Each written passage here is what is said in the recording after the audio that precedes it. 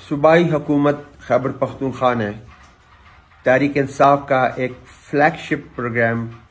सेहत इंसाफ कार्ड, जिससे लाखों लोग रोज़ाना इलाज की सहूलियात हासिल करते थे और 10 लाख रुपए तक हर एक को मुफ्त इलाज की सहूलत मुयसर थी। उसके जो किस्त होती है पैसे देने स्टेट लाइफ को बंद करके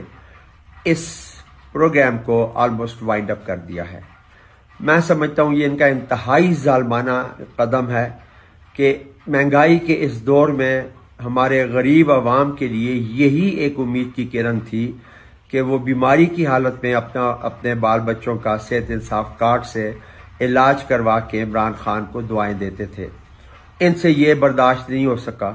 कि ये इतनी बड़ी तादाद में लोग क्यों तहरीक इंसाफ के एक प्रोग्राम से फ़ायदा उठा रहे हैं, और इन्होंने पैसों का बहाना बनाकर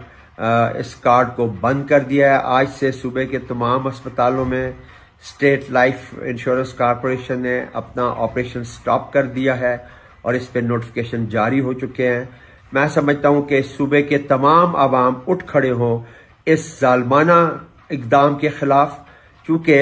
ये फलाई मुआशरे में एक बहुत बड़ा एक कदम होता है लोगों का फ्री इलाज मुआवजा, जो तहरीक इंसाफ ने और उसके चेयरमैन ने महसूस करते हुए इसको जारी किया था, जो आज से ख़त्म हो गया। मैं इस इक़दाम पर प्रोविंशियल गवर्नमेंट की शदीद तरीन अल्फाज में मज़म्मत करता हूँ।